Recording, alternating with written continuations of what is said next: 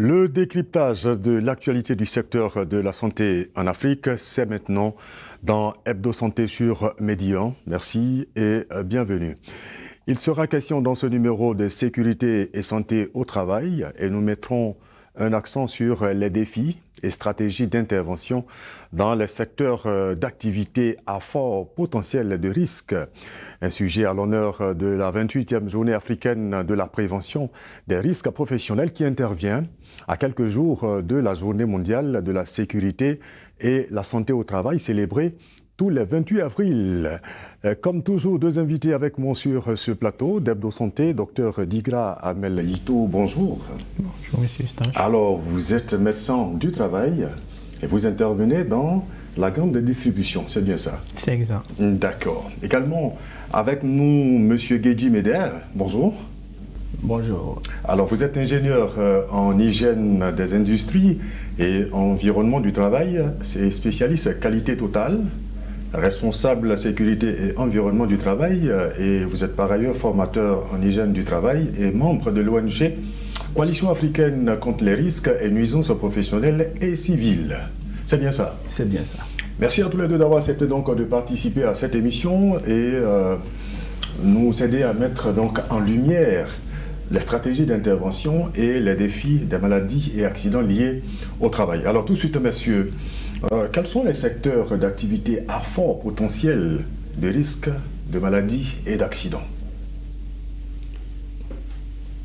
Les secteurs d'activité à fort potentiel d'accidents de travail et maladies professionnelles, on peut citer entre autres l'industrie minière, l'industrie pétrochimique, l'industrie agricole et il y a la distribution aussi. La distribution. Voilà, où le potentiel humain ou bien la contribution de l'activité manuelle est beaucoup sollicitée. Ah d'accord. Là, je vous voulais dire que le secteur à fort potentiel de risque, c'est là où il y a l'activité manuelle. Pas forcément.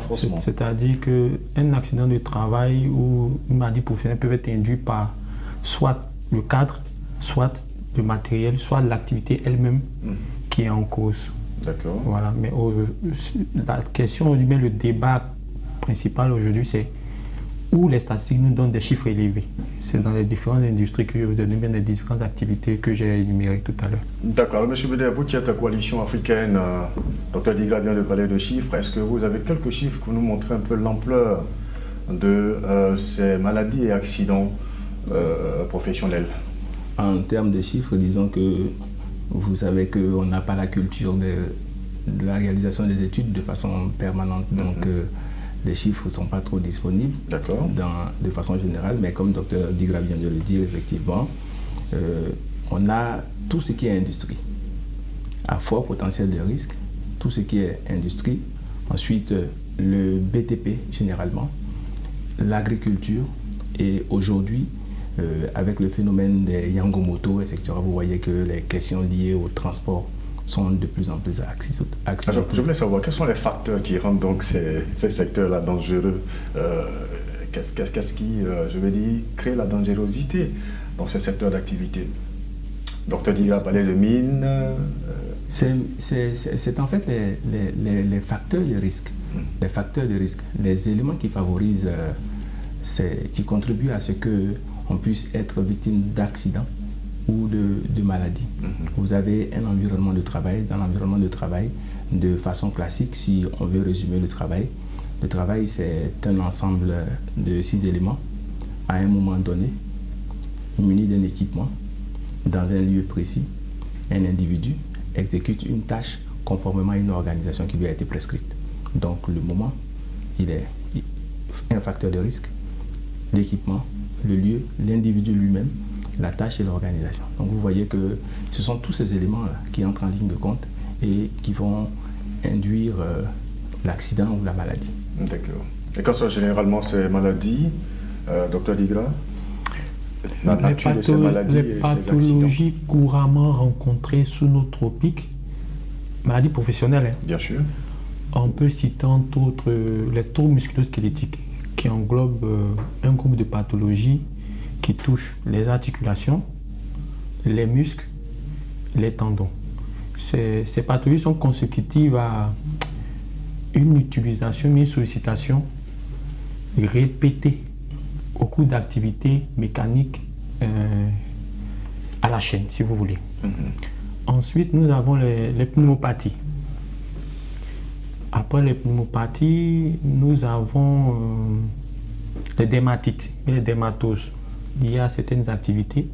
Et non, on a aussi les surdité. Vous parlez de dermatites, ce sont les problèmes de peau. Des problèmes de peau. Des problèmes de peau qu'on peut rencontrer au cours d'activités bien données. Ces dermatites ou ces dermatoses sont liées soit à l'environnement du travail, soit à l'usage de produits ou de matériel qu'on utilise. Voilà. Et comme j'ai cité en dernier, il y a la surdité qui est l'une des pathologies couramment rencontrées sous nos tropiques comme pathologie professionnelle. La surdité. Surdité. D'accord. Parce que le bruit en lui-même est une nuisance. Et avec un certain niveau d'exposition, c'est-à-dire une période d'exposition associée à un certain niveau de sonorité qu'on appelle les décibels, l'oreille commence progressivement à perdre son acuité jusqu'à atteindre un niveau précis de surdité partielle ou totale. Alors, mais lorsque, par exemple, cette surdité intervient, je veux dire, est-ce la faute à l'employeur ou au médecin du travail qui n'a pas peut-être fait la prévention? Puisque là, on voit que l'employé est exposé à un risque. Bon. Est-ce qu'on peut dire ça comme ça? Il faut rentrer dans le contexte. Parce que le médecin du travail intervient dans une entreprise bien précise où la loi impose à l'employeur d'avoir un médecin en fonction de l'effectif et en fonction des risques. C'est-à-dire une entreprise qui a 3-4 employés ne peut pas se permettre d'avoir un médecin. C'est un certain niveau que la législation impose. Vous voyez, non? Bon, maintenant, pour les entreprises qui souhaitent faire des efforts en fonction des risques auxquels elles soumettent les employés, peuvent prendre un médecin du travail. Là, elles ne sont pas en porte-à-faux avec la loi, mais elles souhaitent quand même protéger les travailleurs face à certains risques qui sont permanents et qui sont réels. Donc, le médecin du travail dans une entreprise aura pour rôle de déceler les risques, premièrement, protéger le travailleur de ces risques, mais adapter le travail à l'homme. Ce n'est pas l'homme qu'on adapte à l'activité. D'accord. Donc, le médecin du travail qui interviendra dans ce domaine, après son évaluation des risques et des sources des risques, va engager une procédure de correction par différents moyens. Que ce soit la législation, il va utiliser les moyens de prévention, commence par la législation. La loi lui permet de faire quoi? Le règlement intérieur de l'entreprise lui permet de faire quoi? Les conventions signées par l'État de Côte d'Ivoire au niveau de l'Organisation internationale du travail, bien du BIT, lui permettent de faire quoi? Qu'est-ce que la CNPS peut lui apporter? Cet acteur extérieur, qu'est-ce que l'inspection du travail peut lui apporter? Il va vérifier tout ça. Ensuite, il va utiliser des moyens techniques. En prévention, on parle toujours des moyens collectifs, c'est-à-dire un moyen qui est utilisé par l'ensemble des travailleurs pour les protéger. Et quand ces moyens collectifs vont montrer leurs limites, on passera par des moyens individuels. D'accord. Comme par exemple dans la surdité, des bouchons, des casques et autres. Ça, ce sont des moyens individuels. Ensuite, il y a l'ergonomie qu'on peut utiliser aussi dans les moyens de prévention. L'ergonomie, la définition est un peu lâche, particulière, mais c'est assez simple en résumé. Ah bon? Oui, comment ça? L'ergonomie, en fait, c'est l'étude de l'homme, si vous voulez, de travailleur, de la machine, de son process de travail, de son environnement, pour mettre en place un système qui sera confortable, sécuritaire, exploitable pour son activité. Et ce rôle est dévolu à qui? Au médecin du travail ou à l'employeur? Disons à l'ensemble des acteurs. D'accord. Parce que si on revient sur la santé et la sécurité en tant que discipline, vous comprendrez aisément qu'à l'intérieur de cette discipline-là, on fédère un ensemble d'acteurs. généralement au nombre de 5. Le médecin du travail, l'hygiéniste, le chargé de sécurité, l'assistante sociale et l'ergonome, qu'on n'a pas généralement, on n'en a pas un nombre suffisant. On n'en a pas suffisamment. Mais dans nos entreprises, en fait, voici l'ensemble de ces acteurs-là qui fondent la pluridisciplinarité relative à la question de la sécurité et de la santé dans un milieu de travail. Et ces acteurs doivent se donner la main. Ces acteurs sont amenés à travailler ensemble dans la logique qui consiste à limiter les facteurs de nuisance qu'on a dans les environnements de travail. Voici un peu...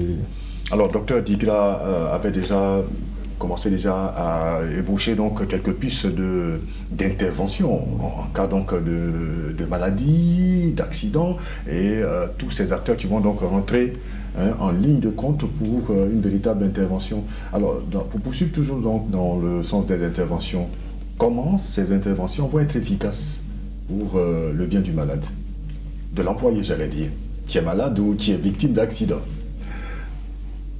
Comment ces interventions vont être efficaces? Parce que le rôle d'abord même de la santé et sécurité au travail, c'est de prévenir. D'accord.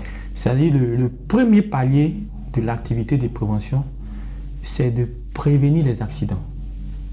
C'est-à-dire l'environnement de travail, c'est de le sécuriser. C'est le premier, la prévention primaire, sécuriser l'environnement de travail, sécuriser le lieu de travail. En deuxième lieu, c'est sécuriser le travailleur, c'est-à-dire gérer la santé du travailleur, la prévention sur la santé du travailleur par des mesures médicales. En dernier lieu, c'est de prendre en charge ce qu'on n'a pas pu gérer par la prévention primaire et secondaire. Et qui est survenu malheureusement. Qui est survenu malheureusement. Ça peut être un accident de maladie professionnelle. D'accord. Donc, votre question, précisément, c'est comment... Répétez s'il vous plaît. Oui, lorsque on a raté les deux premiers paliers. On a raté les deux premiers paliers et qu'on est sur le palier de la maladie ou de l'accident. Ok, donc je vais revenir. En Côte d'Ivoire, il y a des dispositions légales bien précises en la matière. C'est-à-dire que le patient, même le travailleur qui est victime d'un accident de travail, même une maladie professionnelle, doit être déclaré. Il est déclaré. L'accident est déclaré à la Caisse nationale de prévoyance sociale. Et c'est l'employeur qui déclare dans un premier temps le travailleur. S'il est folco par rapport à un délai bien précis, l'employeur est déclaré par lui-même et la procédure suit à la CNPS. La CNPS va mettre en œuvre, la Caisse nationale de prévoyance va mettre en œuvre des mécanismes pour pouvoir prendre en charge ce patient. Mais le premier jour d'accident de travail, la charge revient à l'employeur. Donc le médecin du travail qui est dans l'entreprise va gérer l'urgence. D'accord. Il va élever l'urgence et ensuite transmettre ce blessé à la Caisse nationale de prévoyance sociale qui a des conventions, mais qui a des médecins aussi qui vont prendre le relais. Monsieur Estache, oui, monsieur. Concernant la question que vous adressez à Dr Digra, je pense que vous voulez voir l'aspect efficacité de la sécurité et santé au travail. Bien sûr. Mais en fait, c'est ça la question. Oui, c'est ça la question.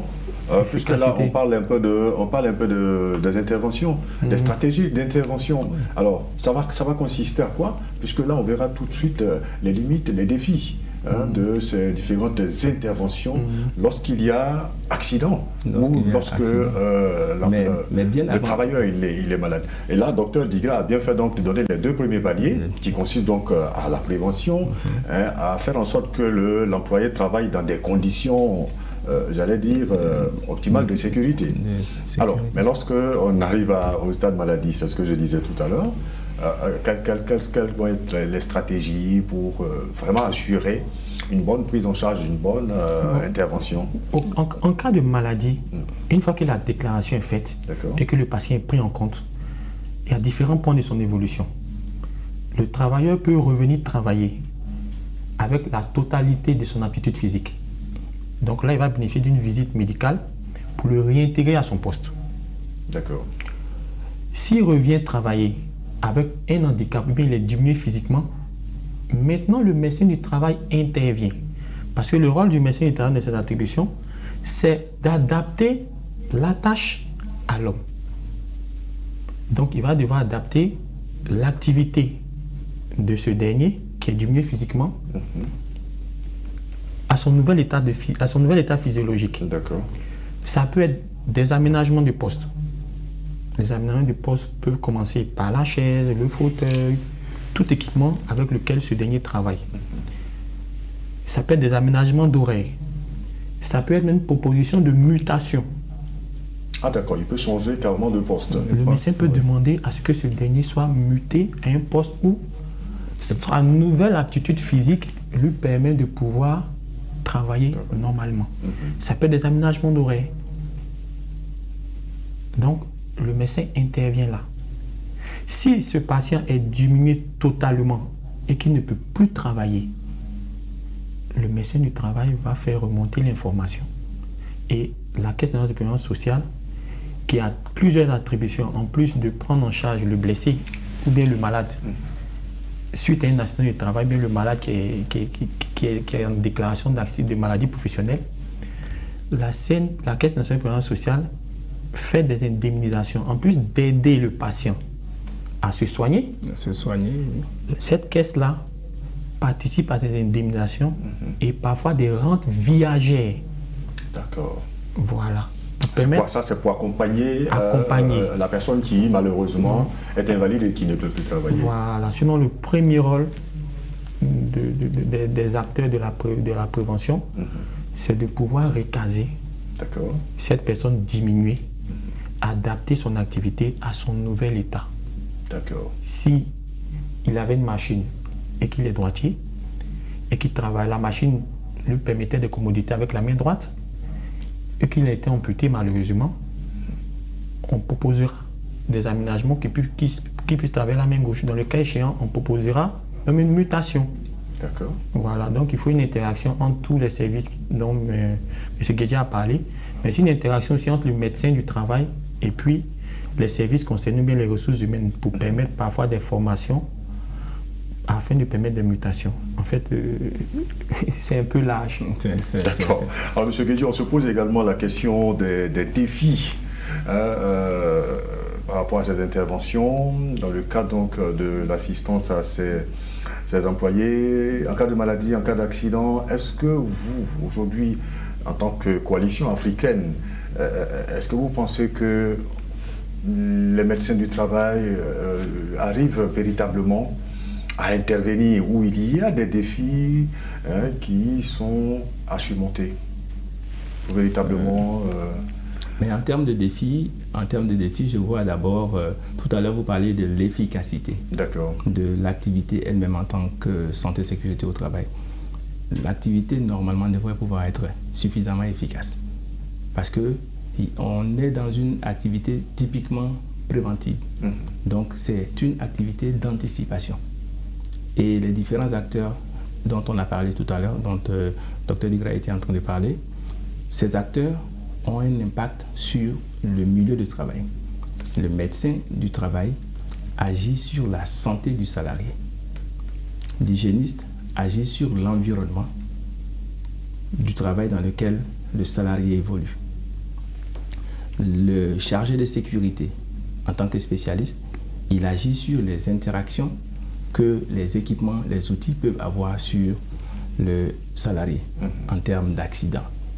Et l'ergonome, c'est l'interaction entre la capacité de l'individu et le poste pour lequel le poste auquel on l'a assigné. D'accord. Je conviens avec vous. Mais là, Dr Digra a dit quelque chose de très très important. Malheureusement, ce ne sont pas toutes les entreprises qui peuvent se prendre un médecin du travail. Qui peuvent se prendre un médecin du travail. Un médecin du travail. Oui. Alors, moi, en termes de défis, moi je me demande, est-ce que tous les travailleurs de tous les secteurs, parce qu'il y a des secteurs dont on a parlé tout à l'heure, des secteurs à fort potentiel de risque. Mais là-bas, si on n'a pas des médecins du travail, on ne sait pas que ces employés qui dans ces secteurs sont laissés pour compte. Est-ce qu'il n'y a pas un défi, vous en tant que coalition, vous qui voulez faire donc la promotion de la santé et de la sécurité au travail? Effectivement. Il y a forcément des défis. Effectivement, il y a énormément de défis. Et là, vous avez parlé encore des spécialistes. Docteur Digra parlait donc d'ergologie. Vous avez dit qu'il n'y en a pas assez en Afrique, dans nos pays africains. Alors, Tout ça sont des risques, moi je pense. Effectivement, les défis sont réels.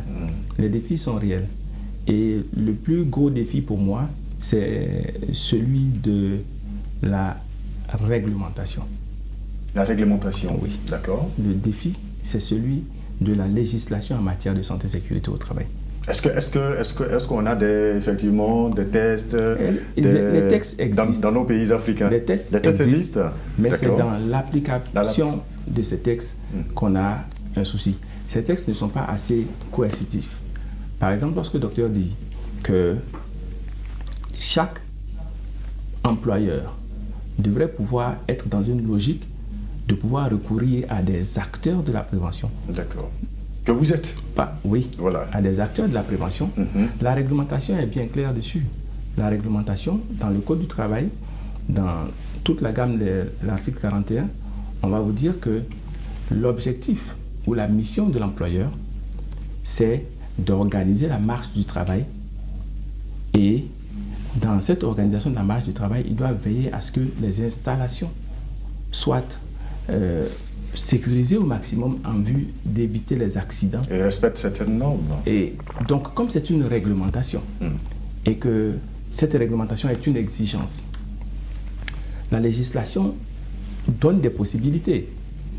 Si l'employeur n'a pas la possibilité de prendre un médecin du travail à lui seul, il n'a pas la possibilité de pouvoir recourir à des acteurs de la sécurité et santé au travail, mais il peut s'engager dans une médecine qui n'est pas une médecine autonome, mais avec un groupe d'acteurs ou un groupe des employeurs d'un secteur donné, puisqu'ils n'ont pas les effectifs adéquats, ils peuvent se mettre ensemble pour pouvoir recourir à ces personnes.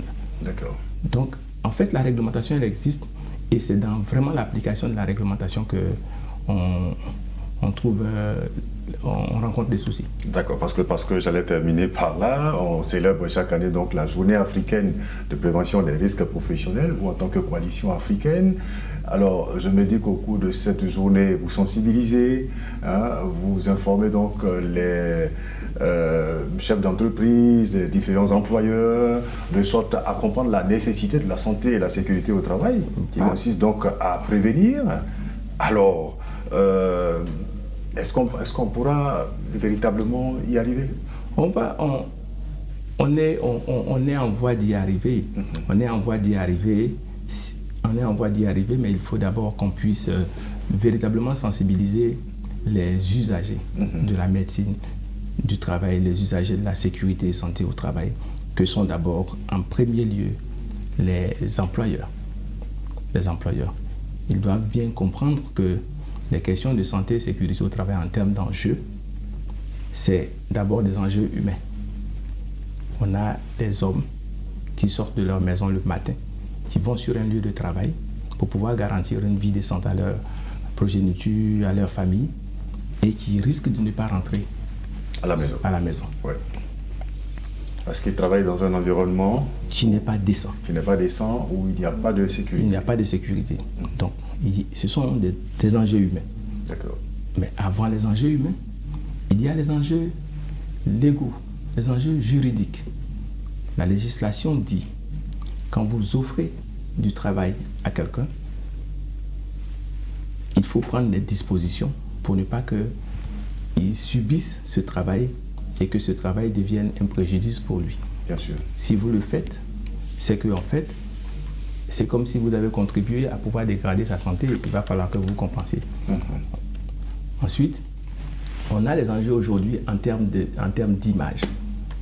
Comprenez qu'aujourd'hui, avec le développement du mass média que représente Internet, en 30 secondes, sur les 8 milliards d'habitants que nous sommes, vous pouvez vous retrouver avec une bonne partie de ces 8 milliards d'habitants qui vont avoir une image perçue de vous, votre activité. Bien sûr.